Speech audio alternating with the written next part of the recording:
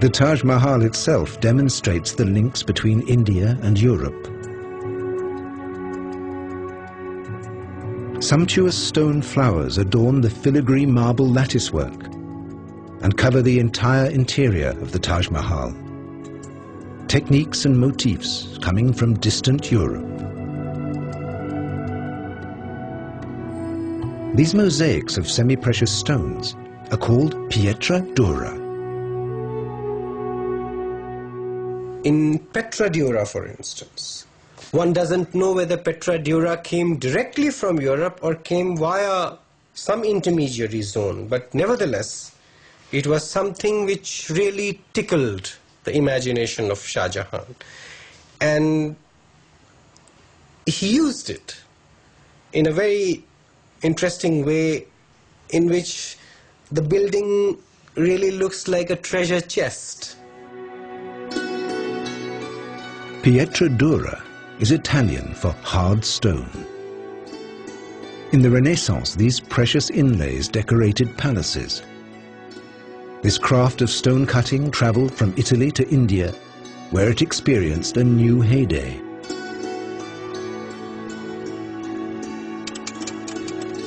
In the Pietra dura workshops of India, the techniques haven't changed in hundreds of years. Many families have been doing this for 17 or 18 generations. These are the direct descendants of the craftsmen who worked on the Taj Mahal.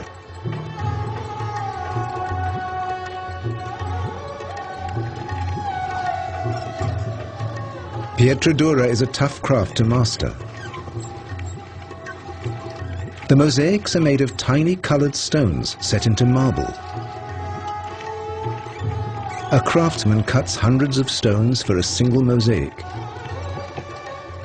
each shaped and positioned with perfect precision. He needs just as much skill to carve the flower shapes into the marble, creating the setting for the precious stones. After the final delicate corrections, a special glue sets the stones in their recesses.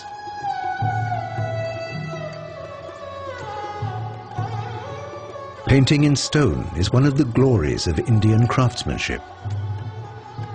But no chronicles record the names of the artists who decorated the Taj Mahal. One thing we tend to forget is the hard labor, sweat, suffering of artisans and ordinary craftsmen. Nobody knows anything about them. So the monument is a testimony as much to their existence and the skill which they possessed as it is of Shah Jahan's aesthetic embellishment. Through their work, the men who made the Taj Mahal live on.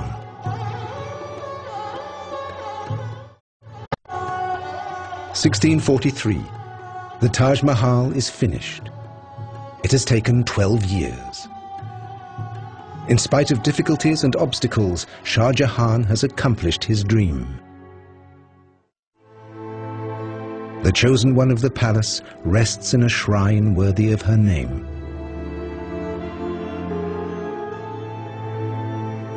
A building more sublime than any conceived or carved by human hand.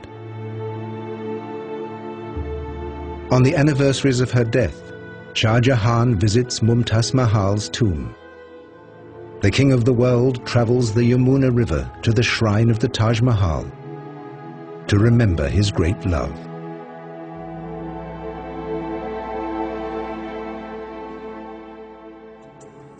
The Taj Mahal conceals a final mystery. The coffin seen in the mausoleum is only a cenotaph, an empty monument. Mumtaz Mahal lies in a secret marble chamber below. There she rests, undisturbed.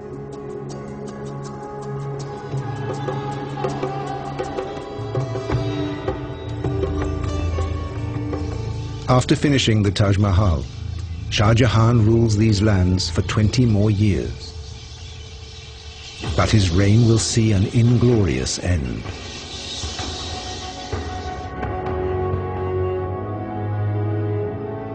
His costly projects and extravagant lifestyle have brought the empire to the edge of ruin.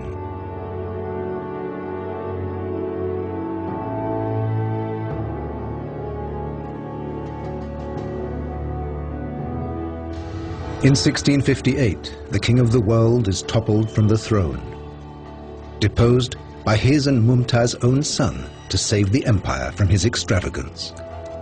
Shah Jahan, absolute ruler, great mogul for 30 years, is a prisoner.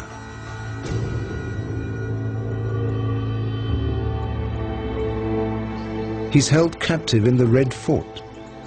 He will never leave it again.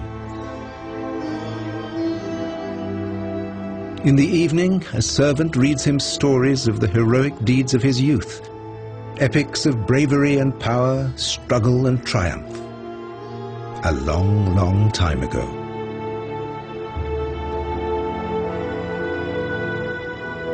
In Shah Jahan's decades of intelligent rule, the Mughal Empire reached its peak.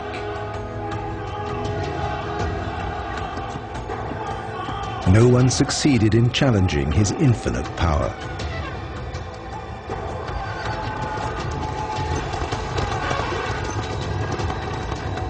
But the mightiest have furthest to fall.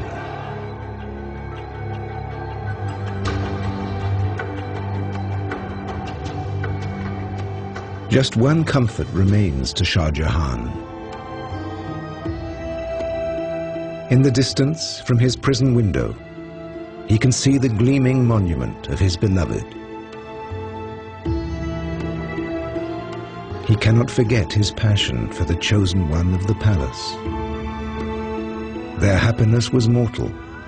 Their love was for eternity.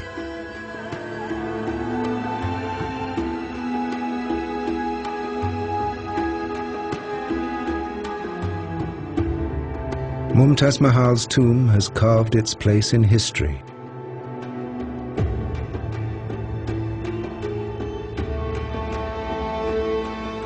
Shah Jahan will also find his last resting place here. In 1666, at the age of 74, Shah Jahan dies. His chronicle ends with the words, "The king of the world has died. The body was taken by river to the magnificent tomb of the late Queen Mumtaz Mahal." Shah Jahan is reunited with his chosen one of the palace. Their legacy will make them immortal. The most perfect building in the world.